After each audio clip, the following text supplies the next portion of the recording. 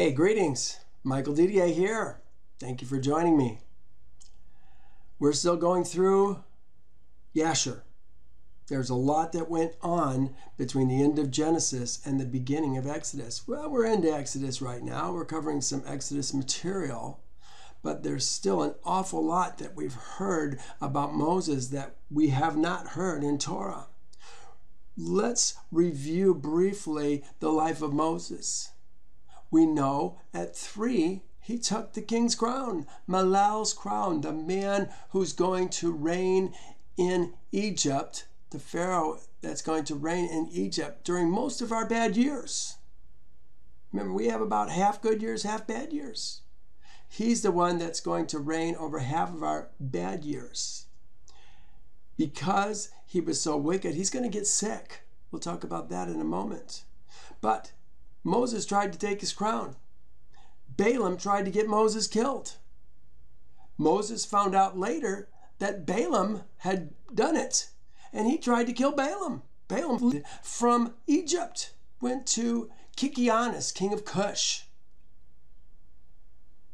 At 18, Moses finds a man who's being persecuted greatly by one of the Egyptians, raped his woman, held him captive, planned to kill him. Moses killed the man, but it was found out, and he had to leave Egypt. He was 18 years old, and he went to Kikianus, king of Cush, who at that time was trying to get back into his own city. He had gone to put Aram and the East's seed under tribute. And when he came back, the man who he left in charge, Balaam, son of Beor, had taken the city. For 9 years, he tried to get it back. He died trying to get his city back. And when he died at Moses' age of 27, Moses delivered the city and he became king. He reigned for 40 years in Cush. It says he reigned in integrity and righteousness and equity. Wouldn't you like to live in a kingdom that's ruled with those 3 things? But he had a woman. Didn't come to the woman. Didn't even look at her. Her name was Adoniah, the woman who belonged to Kikianus, the king of Cush. When he died, she was pregnant. They gave her to Moses, but she was embittered because he wouldn't give her the time of day. And when he was 40 years old, she stood up in the council and convinced Cush's seed to put him out. They put him out. It says he went home. Where's home? Egypt? Goshen? Canaan? Turned out he went to Reuel, the Midianite, and found his daughters by a well. I don't think he even knew Reuel existed. Maybe he did. Reuel was a counselor to the king at one point in Egypt, the Pharaoh. And the king didn't like his advice. When he left, he took a rod with him. We're going to find that rod today. Well, maybe we found it last week. Well, instead of rejoicing that Moses there, he heard he was a king of Cush. Remember, the east seed, he's one of the east seed, Midian, fourth-born son of Abraham through Keturah. He put Abraham in prison to conciliate the kingdom of Cush. He left Moses to die, but Zipporah supported him. Well, the same time that Moses is getting put in prison, Pharaoh, the Pharaoh named Malal, reigned 94 years. He's getting sick. Yehovah put leprosy on him in his 84th year. Same time Moses is going into prison. And he got leprosy and eventually died from all the diseases that Yehovah put on him. his son, Adikam, reigned in his place. Adikam, this is the Pharaoh that Moses is going to deal with. We'll see him today. 2 foot tall, wide, ugly, beard down to his toes. Not exactly the Yul Brynner man that we have pictured in our mind for Pharaoh, is it? But this man ruled Egypt. And he was worse to Israel's seed than his father was. And his father was awful. He put Israel's seed, their sons, their Yeladim, their young sons, into the walls. If they were short on bricks, they put them in the walls. And their fathers had to seal their sons in the walls with tears in their eyes. Well, when that Pharaoh died and the new Pharaoh took his place, that's the time that Moses was getting out of the prison. Zipporah, Reuel's daughter, fed him bread and water for 10 years, kept him alive, and finally convinced her father to check on him after 10 years. Oh, he's dead. I haven't fed that man. Can anyone live? Well, she said, Abraham lived through Nimrod's fiery furnace. Jacob lived through the wrestling of the angel. Isaac lived through the sword of his father. She said, Yehovah can preserve the Hebrews, and he does preserve the Hebrews. They went, found Moses, praising Yehovah, took him out. And right after dinner, they got him cleaned up. They had dinner. He was praying in the garden. Found a stick coming out of the ground, this strange stick, a sapphire stick with Yehovah's name ingrained on it. He plucked it from the ground. Kind of like, what's the story? The sword and the stone. Remember the man who took the sword out of the stone who became king? Don't even remember his name right now. It's not important. Moses did that and became a shalach, a sent one of Yehovah's. He's going to speak for Yehovah. May the one who is worthy take the stick from his garden. Lots of men tried to take the stick. Well, we found out that this stick came from Adam. It was passed down through the ages and came to Noah. And then Shem, Shem's descendants, then Abraham, Isaac, Jacob. Jacob brought it to Egypt, gave it to Joseph. When Joseph died, the Egyptians took it. But Reuel took it from them when he left and planted it in his garden. And now it's come to the rightful owner. Well, in the next portion, we talked about Torah, chapter 3. And Yehovah talked about the burning bush. This is Torah's description of the burning bush. It said an angel of Yehovah was there that was in the burning bush. Yasher gives a little bit different story. It seems Yehovah was in the fire in the burning bush. He talks about the signs that Moses is going to give Pharaoh. The stick that's going to turn to a serpent. The hand that he can put in his shirt and pull out and be leprous. He talked about the water that he's going to pour on the ground if they still don't believe, and it's going to turn to blood. But you know what? We're going to find today that every one of those signs, Yehovah is going to do even better than we imagined, than Moses imagined. Last thing he says is he is going to save Egypt. He tells Moses, I will save Egypt. They're not going to like it. They're going to turn. You're going to do these things and they're going to be worse on us. But Yehovah said he would deliver Egypt. He not only said we'll deliver Egypt, but he says that our women are going to plunder Egypt. Hear that? Women plundering a land.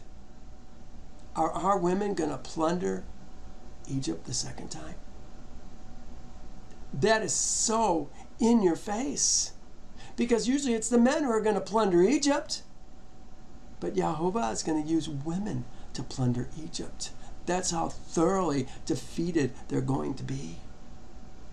Well, we're going to start today in Exodus chapter 4. Here it is. Women are plundering Egypt right now. Look at women. We're taking over the world. In a bad way. Yeah, a bad way. But we're talking about righteous women taking all the stuff from the wicked people. Oh, yeah. Instead, remember it was Israel's seed, sons of Jacob, that plundered those cities, those 7 cities that they attacked in those 6 days. Yeah. They plundered it, but they did it by force. Here, Yehovah is going to let these women plunder it. But isn't that just the people giving them all this stuff? Yeah, well, it is. But they can do it. Why? Because Yehovah has so thoroughly destroyed that country. Yeah. Yeah. Okay. I'll give it to you. I'm not afraid of you, but I'll give it to you. I know who you are. Yeah.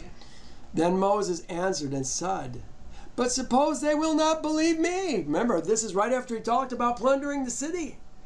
Suppose they will not believe me or listen to my voice. Suppose they say, Yehovah has not appeared to you.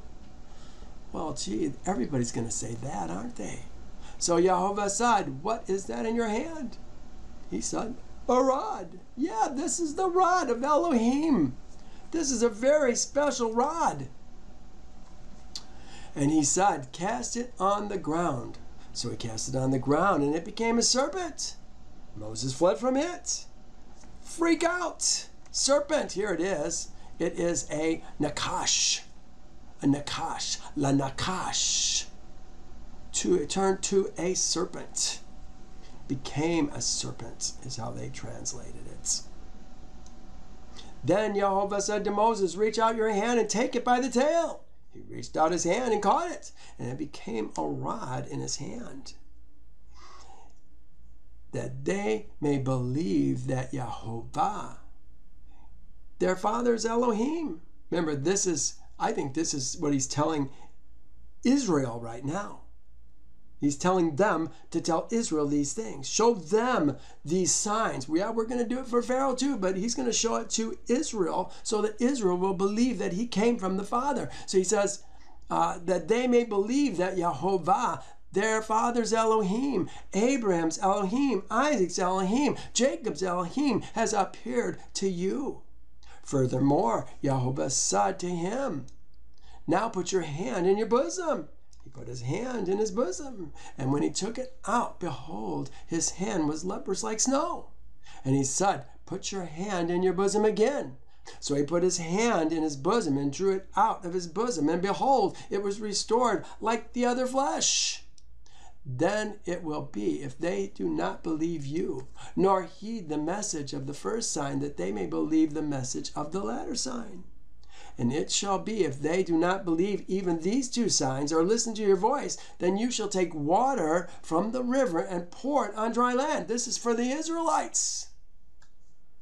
Pour it on dry land. The water which you take from the river will become blood on dry land. Then Moses said to Yehovah, Adonai, my master, I am not eloquent, neither before nor since. You have spoken to your servant, but I am slow of speech and slow of tongue. Do you remember the story when Moses was 3?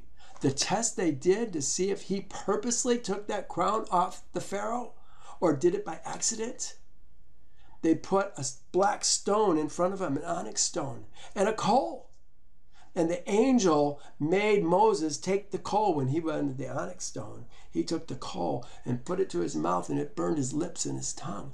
I think this is why he's slow of speech and slow of tongue. So Yehovah said to him, who has made man's mouth? That's not an excuse, Moses.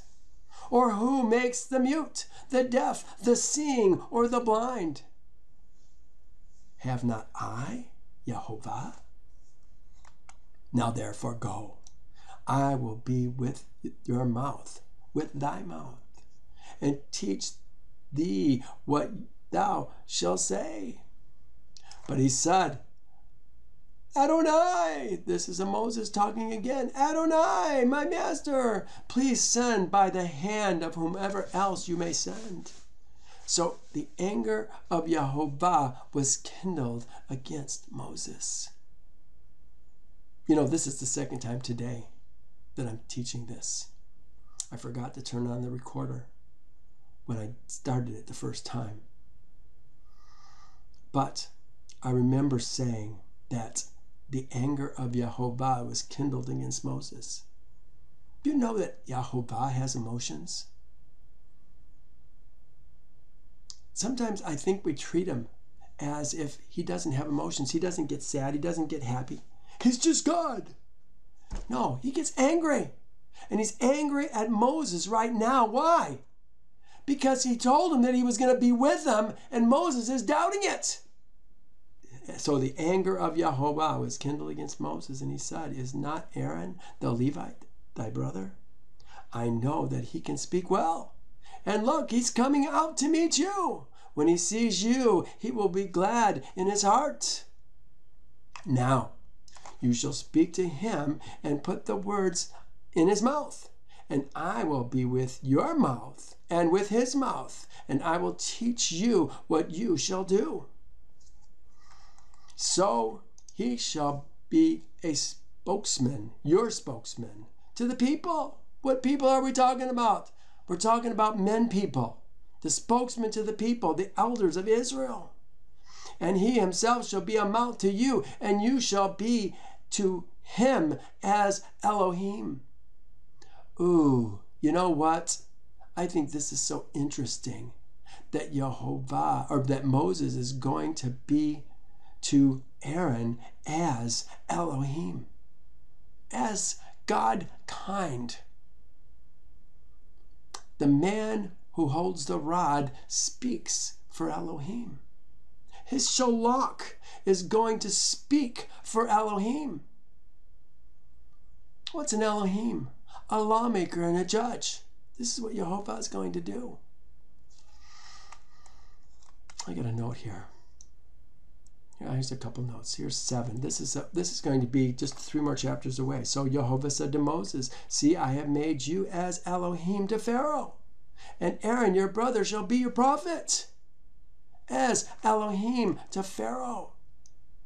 Let's go to Psalms 82.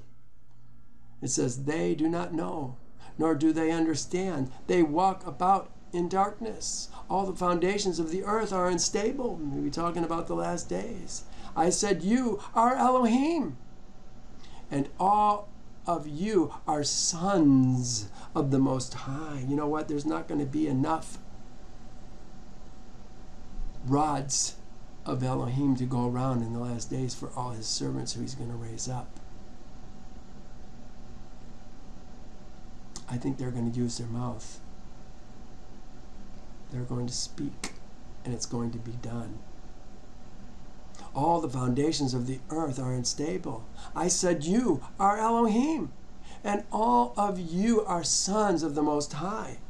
But you shall die like men and fall like one of the princes. Arise, O Elohim, judge the earth, for you shall inherit all the nations. I want to show you something I found, I suppose last year. It's about the Kassid, the Elohim kind. Let me show you what it's at. This is in my topic note. Already there, go figure.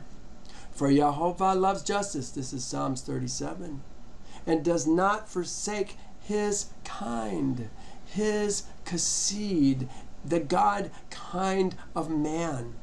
They are preserved forever, but the seed of the wicked shall be cut off. Do you hear the two sides of the same coin? The Kassid on one side, the wicked seed on the other side.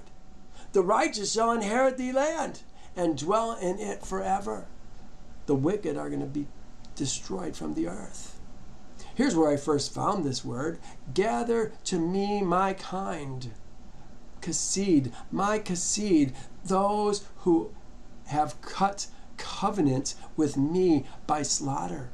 How do we cut covenant? When do we cut covenant? by slaughter with Yehovah.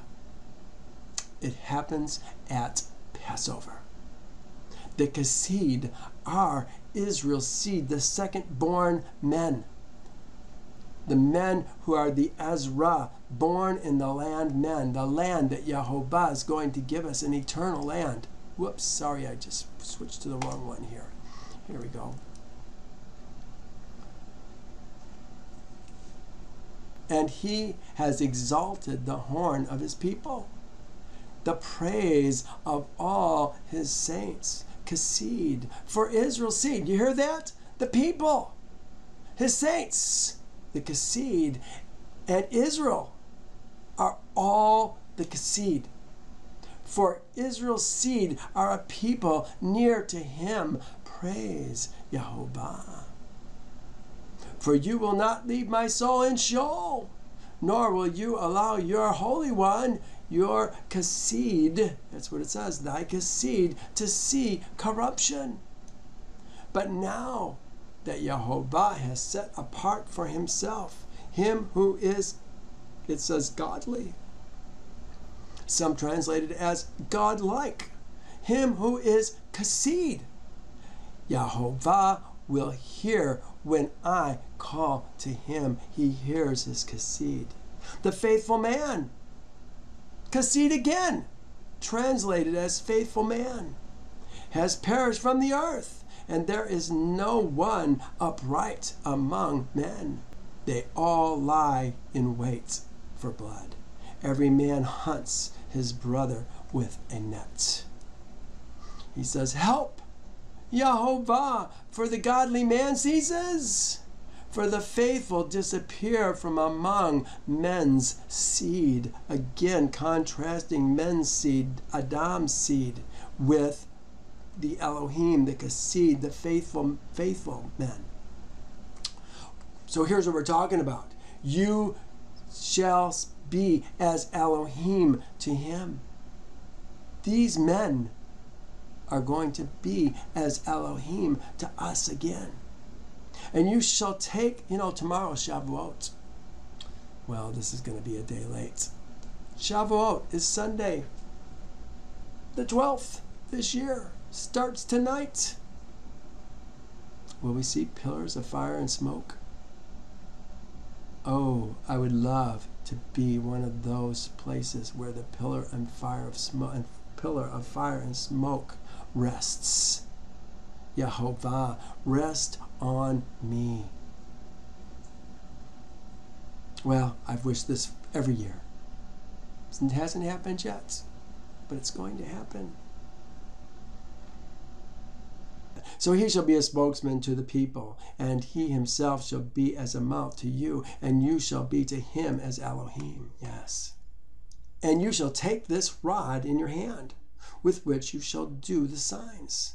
So Moses went and returned to Jethro, his father-in-law, and said to him, this is quite a long piece of information in Exodus 4 and 3 of what's happening with this meeting on the mountain between Moses and Yehovah.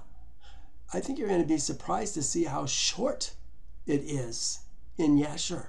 I was. Usually Yasher has the rest of the story. Didn't this time. Why? So Moses went and returned to Jethro, his father-in-law, and said to him, please let me go and return to my brethren in Egypt. He's going back to the men of Egypt. And Jethro said to Moses, go in peace. Now Yehovah said to Moses in Midian, go, return to Egypt, for all the men who sought your life are dead. Sounds like he's leaving, doesn't it? Then Moses took his woman and his sons and set them on donkeys, and he returned to the land of Egypt. And Moses took Elohim's rod in his hand, took it with him. And Yehovah, isn't it interesting that they keep mentioning this rod? What's that in your hand? They're taking the rod with him. This is an important rod. We're going to see it a lot in the next 40 years. 44 years, a couple of years in Egypt, 40 years in the wilderness, plus 2.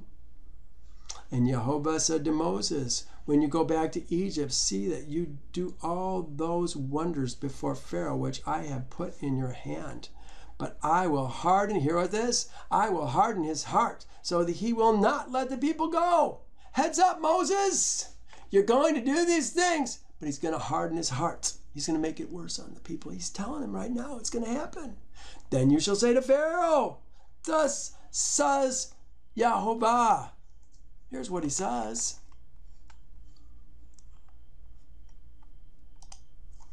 Then you shall say to Pharaoh, thus says Yehovah, my son, my Bekor, my son, my Bekor is Israel. Israel is his son. Israel is his firstborn. Not all these men are firstborn. We're talking about a different birth. Israel, my son. Yod Ben, or Ben Yod, my son. My Bekor. There are no Bekor ladies. There are only Bekor men and Bekor animals. Is Israel. So I say to you, let my son go that he may serve me. But if thou refuse to let him go, indeed I will kill thy son, thy Bekor. Well, we know from reading Yasher that Adikam, this short, fat, hairy, ugly man, has had a number of sons, with actually a number of ladies. But he has a firstborn. Well, the son that Yehovah is talking about, he, is the plural he that is mentioned so many times in Torah. Balaam talks about how beautiful are his tents. The plural he, he's the male child. The male child who's going to be born before the woman is in labor. Yehovah's son serves and has a covenant with only him. Let my son go. Let Israel go. You know, he calls him Israel all the time in this portion. But they don't get to go until they become the men who have left Egypt and made Yehovah their only Elohim. Moses and Aaron did it ahead of time. Most of those men are going to do it probably after the third plague. They're going to finally say, I get it. You know, if Moses had gone to Egypt and said, hey, come on, guys, we're going, most of them wouldn't have gone. This had to go down the way it did so that the strong arm of Yehovah would be seen. And these men would believe and follow Moses. Almost done with this chapter. And it came to pass on the way, at the encampment, that Yehovah met him and sought to kill him. What?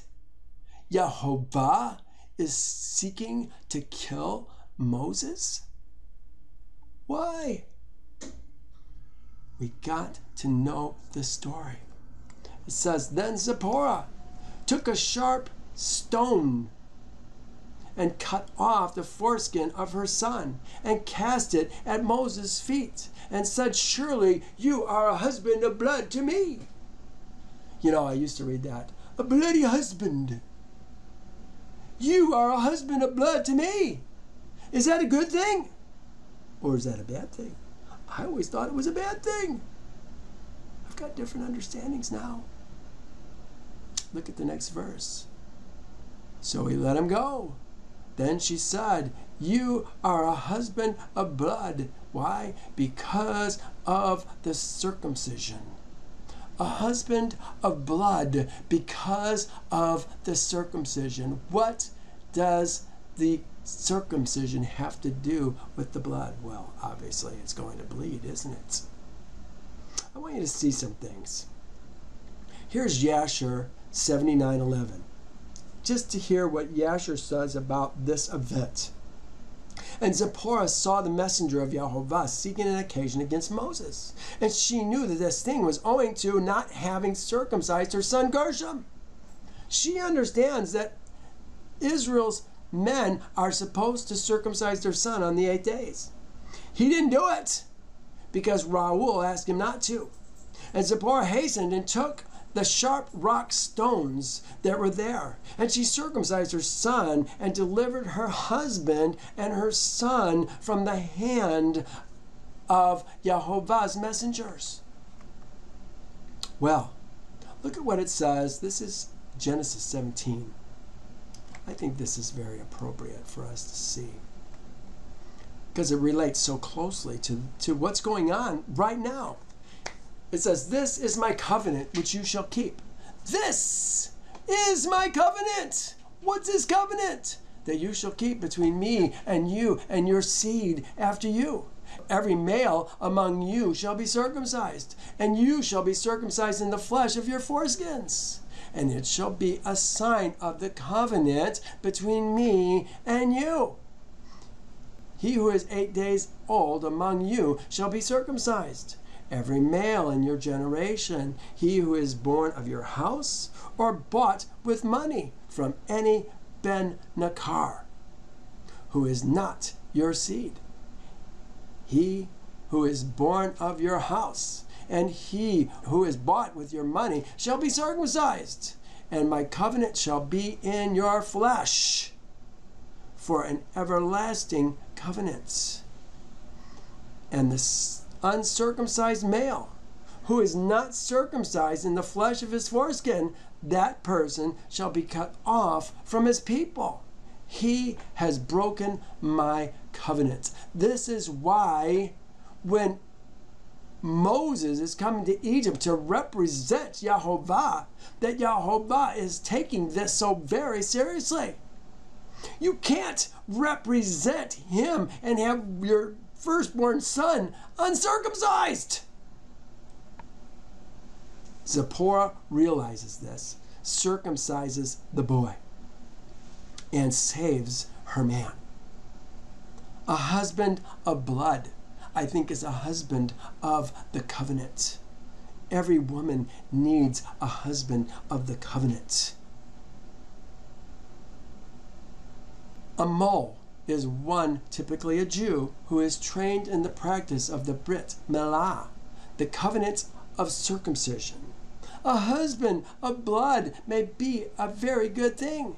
Surely you are a husband of blood to me. Moses was a husband who was now part of the covenant. That is what every woman needs. If he is, she is. Do you want to be a daughter of the covenant? Your man needs to be a son of the covenant. Verse 27. And Yehovah said to Aaron, "Go into the wilderness to meet Moses." Hear this? Yehovah, this is brief. We're going to see it better in Yasher. But here is Yehovah speaking to Aaron. Go into the wilderness to meet Moses. So he went and met him at the Elohim's mountain, and kissed him. The Elohim's mountain. They always want to make it the mountain of Elohim. It's the Elohim's mountain. I see it as kind of a throne of Yehovah at this particular time. It says it will be a sign to us when we serve the Elohim who's on the mountain. The Elohim who's on the mountain. So Moses told Aaron all the words of Yehovah, who had sent him. Hear that? Sent. The word is shalach. Very important word. Moses is speaking for Yehovah as his shalach. The words Moses says are the words that Yehovah says. The words that Yehovah says are the words that Moses says. But you know what? There's going to be words that Yehovah is going to do that Moses said that Yehovah didn't tell him to say. Many of the plagues, Moses just took it upon himself. Yehovah didn't say, "No, say this." No, he just did it. Watch for that. We're going to see it. So Moses told Aaron all the words of Yehovah, who had sent him shalak him, and all the signs which he had commanded him. And Moses and Aaron went and gathered together all the elders of Israel's seed. How many elders are there? I think there's got to be at least 12, 13 maybe. We got Levi, Manasseh, and Ephraim. 13, apparently. And Aaron spoke all the words which Yehovah had spoken to Moses. Then he did the signs in the sight of the people. They saw it. So the people believed. Who the people that they believed? The elders of Israel. So the people believed, and when they heard that Yehovah had visited Israel's seed, and that he looked on their affliction, then they bowed their heads and worshipped. Bowed their heads and worshipped. What is the message of that Yehovah's Shalakim are going to bring in the last days? The first message is fear Elohim and give glory to him, for the hour of his judgment has come. Worship him who created the land and the sea. They're worshiping Yehovah. Their time has come. Oh, Yehovah, let your time come for us. Could you do it tonight? Probably not. We would already see signs of it today. Be on the news. Hey, pillar of fire showed up in Jerusalem today. I haven't heard anything about pillars of fire showing up in Israel. Have you? Can you imagine how the anticipation would go? It appeared in Israel. It appeared in Italy. It appeared in London. It appeared in Maine. Woohoo! It's going to appear in North Carolina. Can't wait! Father, let me be one of your men and continue around the earth. Oh, the anticipation as these pillars of fire and smoke begin to appear on the earth. Can you imagine? The news is going to go nuts. But it didn't happen this year. Oh, Father, I was so hoping it would happen this year. Well, where did we leave off here? That was the end. This is what we just finished. Talking about worshiping. Bowed their heads and worshiped Yehovah because he is delivering them. This is it. No longer will they say, great is Yehovah who delivers Israel's seed from the land of Egypt. But great is Yehovah who delivered Israel's seed from the north and the south and from all the places where he has scattered them. This is the hope that we have in us. Come, Yehovah, come. Well, now we get to turn to Yasher. Let's go there. And in those days, we're going to talk now about what we saw in 3 and 4 of Genesis. This is Yasher's version. It's the short version. In those days, Moses was feeding the flock of Reuel the Midianite, his father-in-law, beyond the wilderness of Sin. And the stick which he took from his father-in-law was in his hand. Look at, they're mentioning that stick again. And it came to pass one day that the kid of the goats strayed from the flock, and Moses pursued it. It came to the Elohim's mountain, to Horeb. And when he came to Horeb, Yehovah appeared there unto him in a bush. And he found the bush burning with fire. Yehovah always speaks out of the fire and out of the smoke. That's what he did at Sinai. That's what he does in his temple. But the fire had no power over the bush to consume it. And Moses was greatly astonished at this sight, wherefore the bush was not consumed. And he approached to see the mighty thing. And Yehovah called unto Moses out of the fire and commanded him to go down to Egypt, to Pharaoh, king of Egypt, to send Israel's seed from his service. He is going to take Israel's seed from Pharaoh's service and bring them into Yehovah's service. That's what makes him Israel. And Yehovah said unto Moses, Go, return to Egypt, for all these men who sought thy life are dead. And thou shalt speak unto Pharaoh to send forth Israel's seed from his land. You got to send them out, Pharaoh. You know, that was the counsel that Raul gave to Pharaoh. Send them out of the land. Send them back to Canaan. Well, Pharaoh wouldn't listen. That was Malal. Instead, he persecuted them, tried to kill them over and over and over and over again. And Moses hearkened to all that Yehovah commanded him. And he returned to his father-in-law and told him the thing. And Raul said to him, Go in peace. A man of few words nowadays, huh?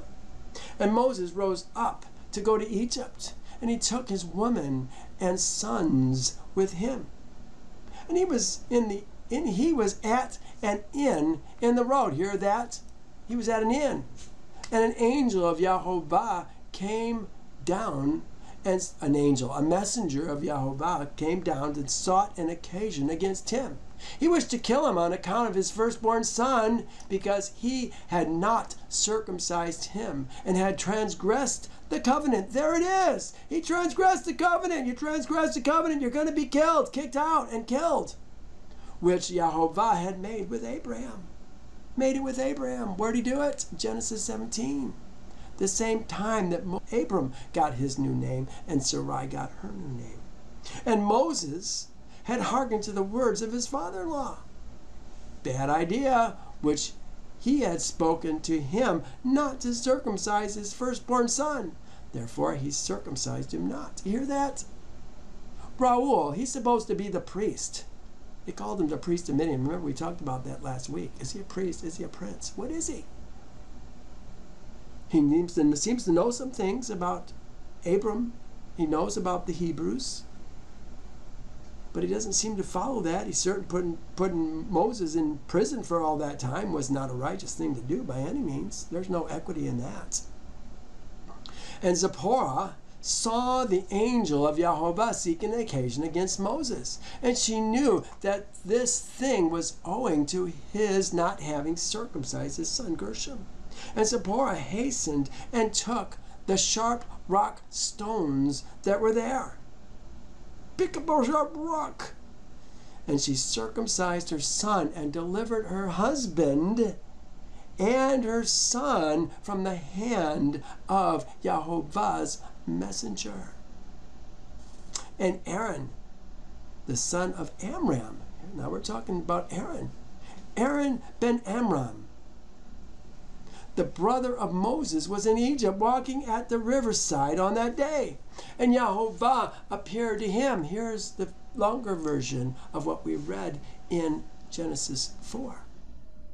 And Yehovah appeared to him in that place. And he said to him, Go now toward Moses in the wilderness. And he went and met him on the Elohim's mountain. And he kissed him. And Aaron lifted up his eyes and saw Zipporah, Moses' woman, and her children. And he said unto Moses, Who are these? And Moses said unto him, They are my women. They are my women, my woman, and sons, which Elohim gave to me in Midian. And the thing grieved Aaron on account of the woman and her sons. Why did it grieve Aaron? I can only think of one reason. And I think it has to do with the problem of bringing a woman, someone you love, and your son, someone you love, someplace where bad people can use them, the threat of hurting them, against you. That's the only thing I can come up with.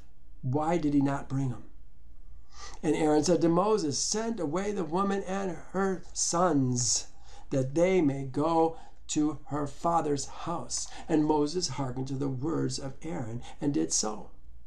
And Zipporah returned with her sons, and they went to the house of Reuel, and remained there until the time arrived when Yehovah had visited his people and brought them forth from Egypt, from the hand of Pharaoh.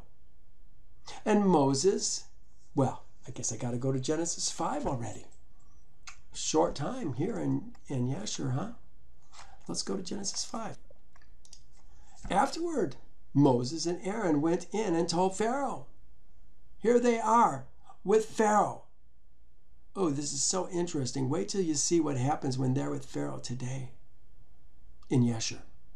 Afterward, Moses and Aaron went in and told Pharaoh, thus says Yehovah, Israel's Elohim, let my people go, that they may hold a feast to me in the wilderness.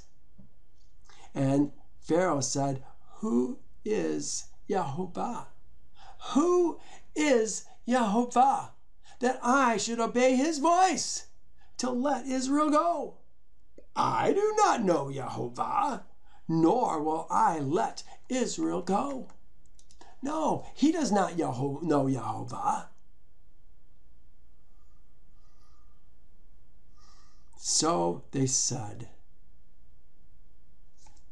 what did they say? Got it here. 5:3. So they said, the Hebrews Elohim has met with us. Please let us go 3 days' journey into the desert and slaughter to Yehovah our Elohim, lest he fall upon us with pestilence or with sword. Remember, judgment always begins in the house of Yehovah. Those men that say they're his but have never made themselves his, or discourage people from making themselves wholly his, there's going to be a price to pay for that. Look what it says in Ezekiel. Now the glory of Israel's Elohim had gone up from the cherub. He's leaving the temple. He's on his way out. Not going to put up with this anymore. Where it had been, to the threshold of the temple. And he called to the man clothed with linen, an angel, who had a writer's inkhorn on his side. And Yehovah said to him, go through the midst of the city, through the midst of Jerusalem, and put a mark on the forehead of the men who cry and sigh over the abominations that are done within it. To the others he said in my hearing, go after him, go after the man that's putting the mark on on each man, who sighs and cries over the abominations that are done within, the Enosh man. To the others he said in my hearing, go after him through the city, and kill. Do not let your eye spare, nor have any pity. Utterly slay old, young men, maidens, little children, and that would be the Toph, and the Nashim, the women. But do not come near anyone on whom is the mark, and begin at my sanctuary. They began with the elders who were before the temple. Were these righteous elders, or elders who were going to be destroyed quickly?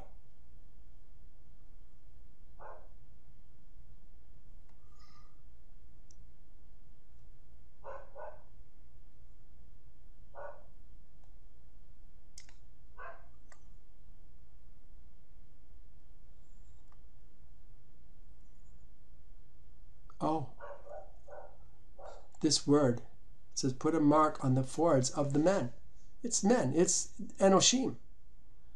Ha-Anoshim. This is just simply the plural form of men. They say it's Enosh. They put a word on Enosh, but it's not Enosh. It's the plural form of Ish. Completely. Happens so often in Torah. Well, 4. Then the king of Egypt said to them, Moses and Aaron, why do you take the people from their work? Get back to your labor. And Pharaoh said, look, the people of the land are many now, and you make them rest from their labor. Why does he say they're many now, and you make them rest from their labor? Do you think he's concerned about the people of the land? Do you think he's concerned about what they can do to Egypt? I think there's great concern. His father certainly had that concern, didn't he? They rest from their labor. They Shabbat from their labor. So the same day Pharaoh commanded, is this the Sabbath that this is going on? I wonder. So the same day Pharaoh commanded the taskmasters of the people and their officers. Remember, the taskmasters represent Pharaoh, and the officers are officers chosen from Israel's seed. Really kind of turncoats, if you ask me. They're working for the Egyptians. But we're going to see they're the ones that get the worst beating.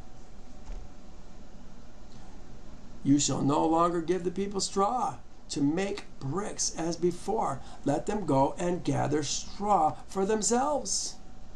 Gathering straw. Look at this, is verse 12. We're not there yet. So the people were scattered abroad throughout the land of Egypt to gather stubble instead of straw. We're gathering stubble instead of straw. He provided the straw. Now we're going to use stubble. Well, straw, stubble, chaff. It's talking about chaff. That's the stuff that when you throw up your winnowing, the stubble, the chaff is what blows away and blows into the fire. Tabin and stubble. Both. They're both. They're the epitome of seeking after temporary things. You know what? Everything that we have, everything that we work for, everything that most of us, invest our life in is going to burn up. You know, we got a great name. Okay, we were a great athlete. We were a great politician. We were a great leader of men. But unless it has an eternal value, it's all going to burn up someday. When we talk about working for chaff and stubble, oh, that's what we're doing right now. As opposed to working for eternal things, which we could store up for ourselves in heaven. Oh, I want to store up treasure in heaven. If it means living like a pauper, I will live like a pauper if I have to. I don't want to. Raya doesn't want to. But I will. Because I want all that Yehovah has for me. He continues, and you shall lay on them the quota of bricks, which they made before. You shall not reduce it, for they are idle. Therefore they cry out, saying, let us go and slaughter to Elohim. Listen to what he says. Let more work be laid on the men. On the men. Here, this is the word for men. What's the word here? Ha-nashim. It's the plural form of ish. Same word that we saw up above. It's written exactly the same way. But they give it a different number. Why is that? Let more work be laid on the men, that they may labor in it, and let them not regard false words. Hear that? Keep them busy so they don't have time to think about what it is that they're doing. We have ball games, soccer games, political rallies, all kinds of things that are used to distract us. Movies distract us from what they would call false words. But these aren't false words we're talking about at all. We're talking about the deliverance of Israel's seed from Egypt. And the taskmasters of the people and their officers went out and spoke to the people, saying, thus says Pharaoh, I will not give you straw. Hear it? It's Pharaoh that said it. Listen to what happens a little bit later. Go get yourself straw where you can find it. Yet none of your work will be reduced. Remember, these are people who already are having their sons put into the place of the bricks that they were short of on each day. Terrible. Can you imagine the anxiety of the people, how it's going up in their hearts? So the people were scattered abroad all over the land of Egypt to gather stubble instead of straw. Wow. That's what we do. Keep them busy so they do not have time to think. And the taskmasters forced them to hurry, saying, fulfill your work, your daily quota, as when there was straw. Also the officers of Israel's seed, whom Pharaoh's taskmasters had set over them, were beaten. Hear that? The officers are being beaten. I used the yellow to show you these are the officers, the ones who are the turncoats in Egypt, lording over their brothers, teaching them to follow and obey the taskmasters of Pharaoh. They were beaten and were asked, why have you not fulfilled your task in making brick both yesterday and today as before? Then the officers of Israel's seed came and cried to Pharaoh.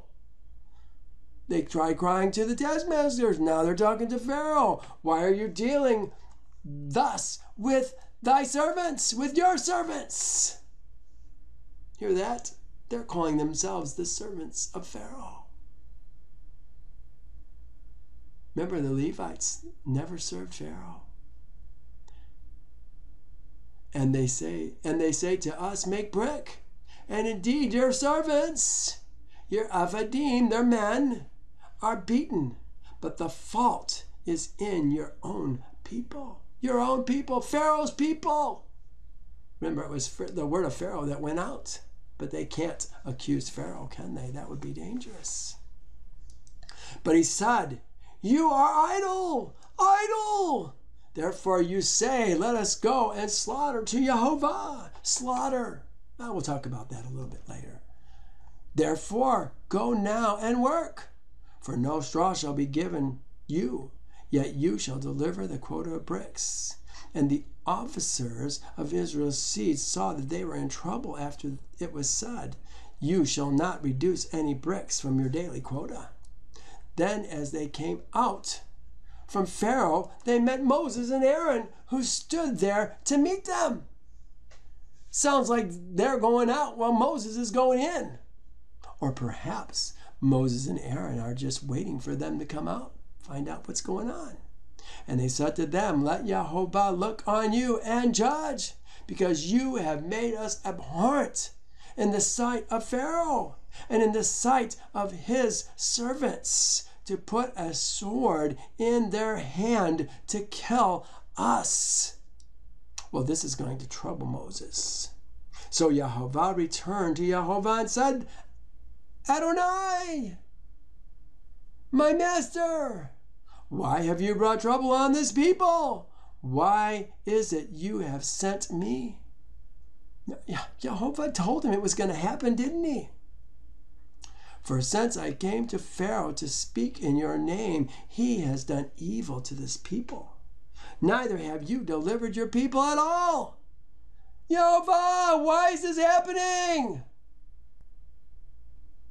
I'm going to read the next verse, just so we can hear his answer. Then Yehovah said to Moses, now you shall see what I will do to Pharaoh.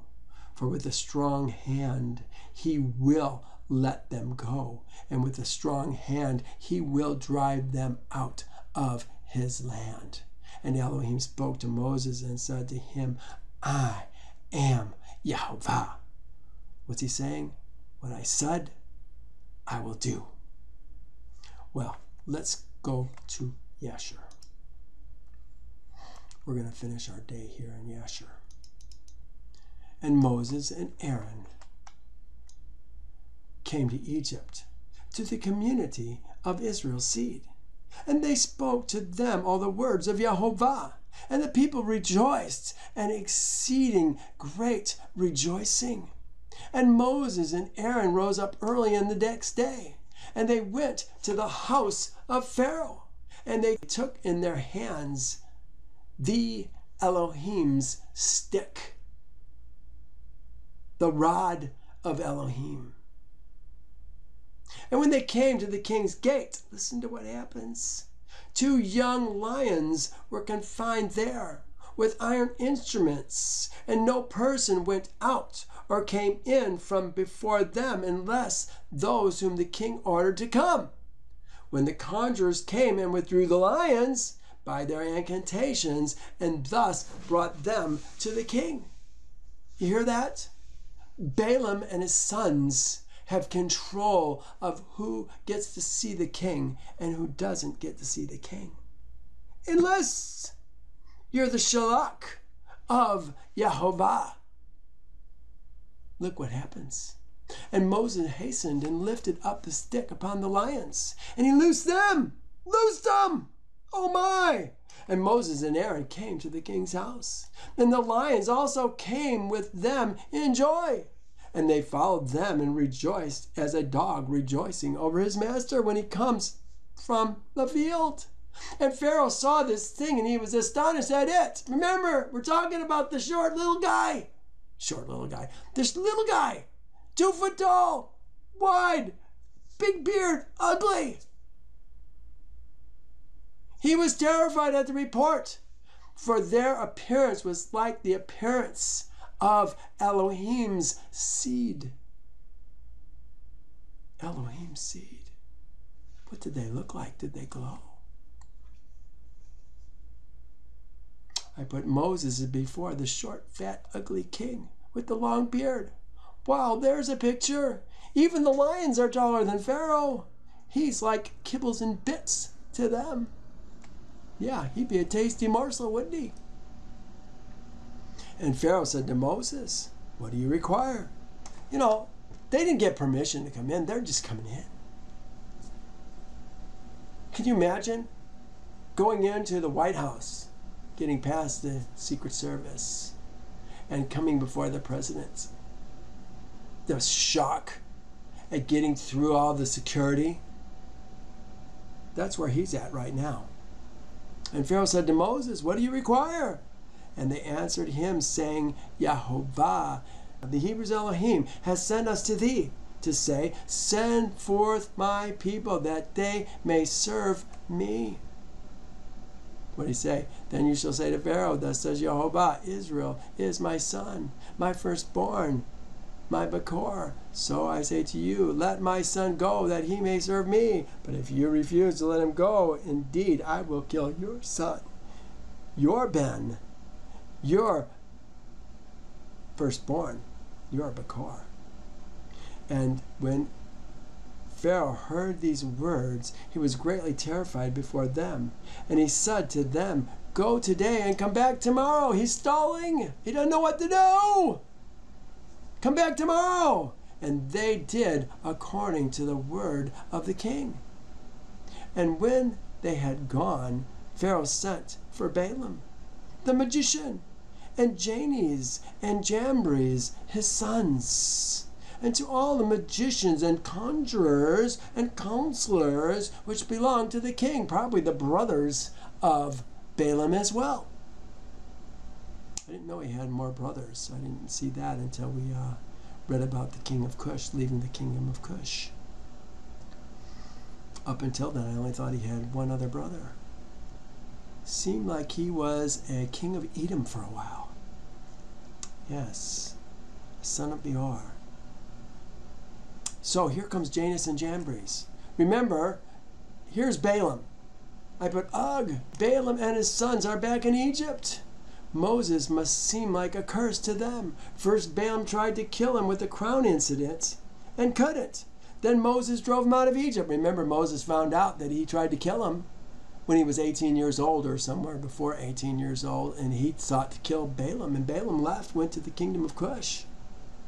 Now they're back in Egypt, and here comes Moses again. Jambres. Janus and Jambres. Here we saw this in 2 Timothy. Now as Janus and Jambres resisted Moses, so do these also resist the truth. Men of corrupt minds, disapproving concerning the faith. And the counselors which belonged to the king, and they came and sat before the king. And the king told them all the words which Moses and his brother Aaron had spoken to him. And the magicians said to the king, But how came the men to thee on account of the lions which were confined at the gate?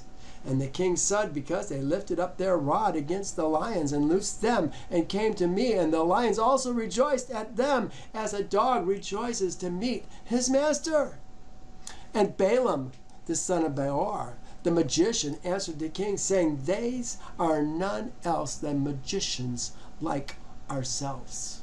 We are magicians, fakes, illusionists. Now therefore send for them, and let them come, and we will try them. And the king did so. And in the morning Pharaoh sent for Moses and Aaron to come before the king, and they took the Elohim's rod, and came to the king, and spoke to him. Thus says Yehovah, the Hebrews Elohim, Send my people that they may serve me. And the king said to them, But who will believe you that you are the messengers, that you are Elohim's messengers, his malak, and that you come to me by his order? In other places that would have been translated as angels of God. Can't do it, can they? Because it's Moses and Aaron. That you come to me by his order. Now therefore give a sign and a wonder. That's what everybody always wants, signs and wonders, don't they? That's what the wicked people want. In this matter, and then the words which you speak will be believed. Okay? So they're going to do it. But they're not going to believe their words. They said it, but they're not going to do it. Watch what happens.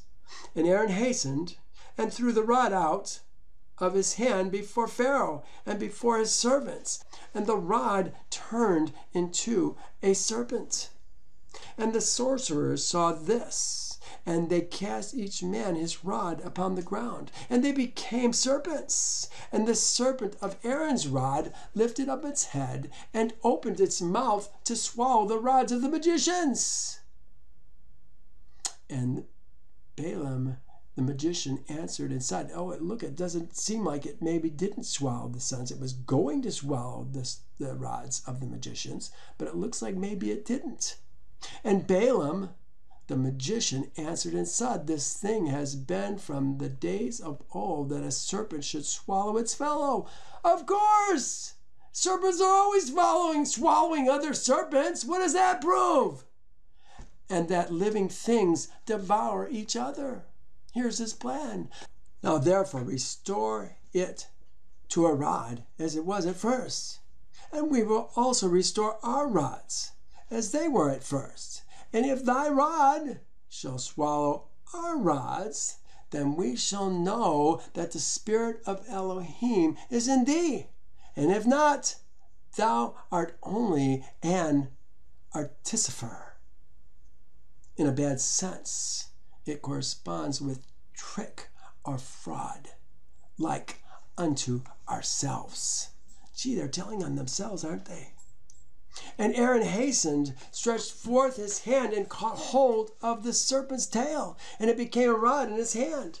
And the sorcerers did the like with their rods. And they got hold each man of the tail of his serpent, and they became rods as at first. But now, look what happens. And when they were restored to rods, the rod of Aaron swallowed their rods. Hear that? That's what they said. Show us that your rod can swallow our rods. Remember, the animals don't do that. Rods don't do it. Animals do it. Serpents do it. Rods don't. If your rod swallows our rod, then we'll believe. It did. And when the king saw this thing, he ordered the book of records. Look at this. Now the king's concerned. He's going back into the records that related to the kings of Egypt to be brought. And they brought the book of records, the chronicles of the kings of Egypt, in which all the idols of Egypt were inscribed. For they thought to find therein the name of Yehovah, says Jehovah, but they found it not. Isn't it interesting? All throughout this whole book of Yasher, the translators always translate Yehovah as the Lord. Here, when they're finally talking about something specific, now, for the very first time, we see Yehovah. But they found it not. You know, they don't know Yehovah. The Christians don't know Yehovah. They don't know his name. Where's the name of Yehovah? I didn't know his name for most of my life. I can remember hearing the words Yeshua and Yehovah and thinking how strange those words were. I couldn't tell one from the other. Who's who again? Oh my goodness, I had so much to learn back in those days. And Pharaoh said to Moses, I still have things to learn. And Pharaoh said to Moses and Aaron, behold, I have not found the name of your Elohim written in this book, and his name I know not. And the counselors and the wise men answered the king, we have heard. Here's the counselors and the wise men. Listen to what they're saying. We have heard that the Elohim of the Hebrews is a son of the wise, a son of ancient kings. You know what? You could probably use that for Yeshua. You could probably use that for Nimrod. You can't use that for Yehovah. And Pharaoh turned to Moses, and Aaron said to them, I know not Yehovah whom you have declared, neither will I send his people. Here's what it said in Exodus. Then Pharaoh said, who is Yehovah that I should obey his voice to let Israel go? I do not know Yehovah, nor will I let Israel go.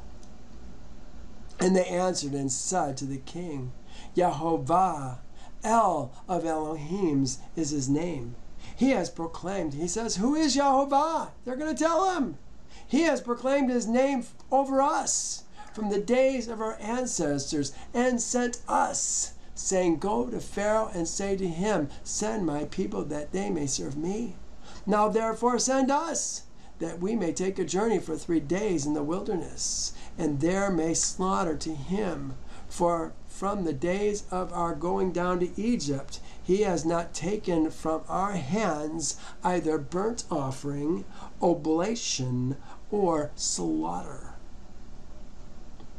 Burnt offering, what's a burnt offering? The olah, the rising offering. It's the animal that is slaughtered and burnt entirely on Yehovah's altar.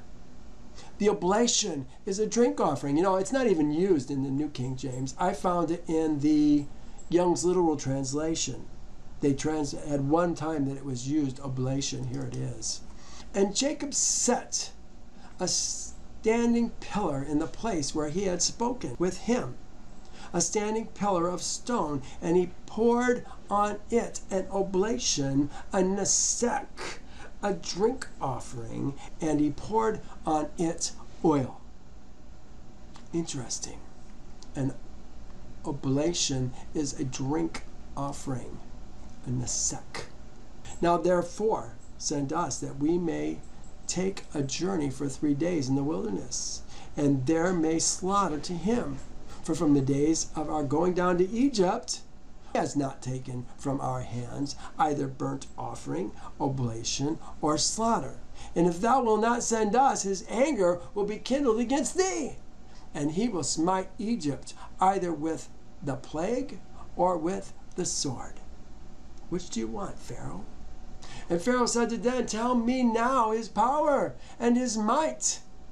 And they said to him, he created the heaven and the earth, the seas and all the fishes. He formed the light, created the darkness, caused rain upon the earth and watered it, and made the herbage and grass to sprout. He created man and beasts and the animals of the forest and the birds of the air and the fish in the sea, and by his mouth they live and die. By his mouth they live and die. Balaam's going to say these words 40 years from now. By his mouth. His mouth is important. Elohim is not a man that he should lie, nor the son of man that he should repent.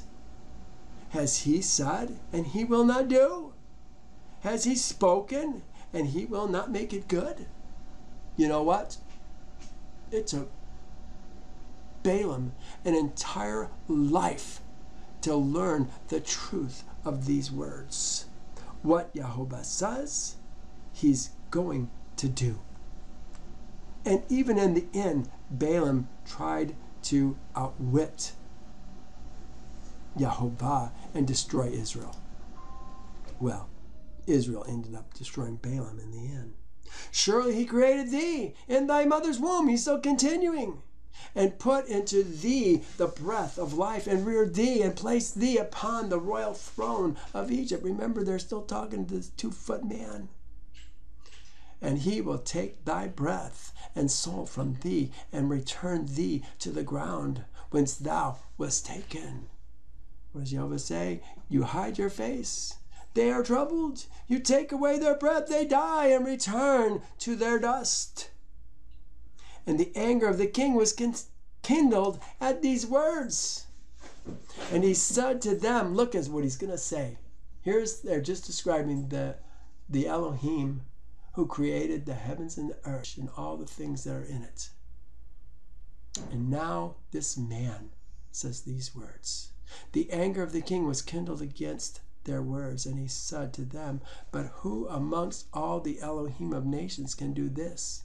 My river is my own. I have made it for myself. Ooh, isn't that going to be interesting when the river gets turned to blood? And he drove them from him, and he ordered the labor upon Israel to be more severe than it was yesterday and before.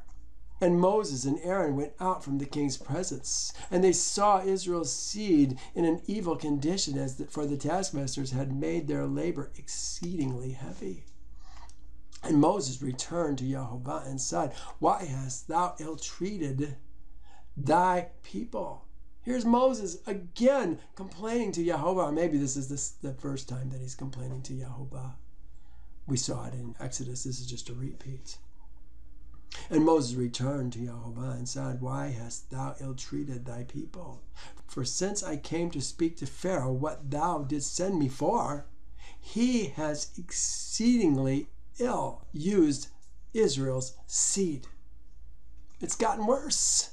What's going on? You know, this is interesting. Moses is complaining. Look at this. Moses is complaining, but Yehovah told him twice that this would happen. He did it once in Exodus 3. He did it again in 4. Listen to what he says. But I am sure that the king of Egypt will not let you go. No, not even by a mighty hand. So I will stretch out my hand and strike Egypt and all my wonders, which I will do in itself. And after that, he will let you go. And I will, hear that? I will. And I will give this people favor in the sight of the Egyptians. And it shall be when you go that you shall not go empty-handed. Here's another one. Exodus 4. And Yehovah said to Moses, and when you go back to Egypt, see that you do those wonders before Pharaoh which I have put in your hand. But I will harden his heart so that he will not let the people go.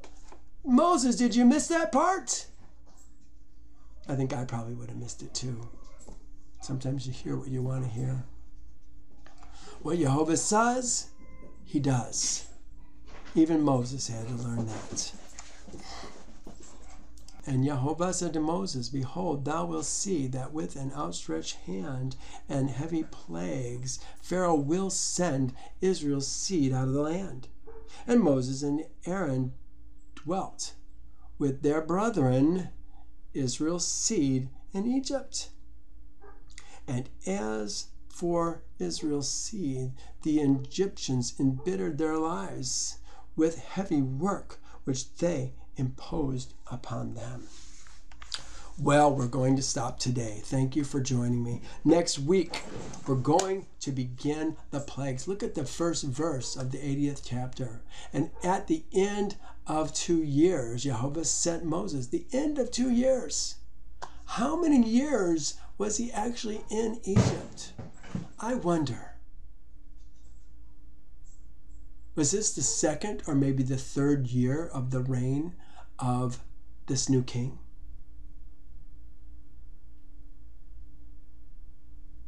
At the end of 2 years, Yehovah again sent Moses to Pharaoh to bring forth Israel's seed and to send them out of the land of Egypt. Well, each one of these is going to be the plagues. The first one is going to be turning the rivers, the lakes, into blood. Ooh, so interesting, the things that we have to look forward to. Well, I have to stop here. Thank you for joining me. I hope that you will join me again next week. Thank you so much for listening. Yehovah bless you and keep you. Bye now.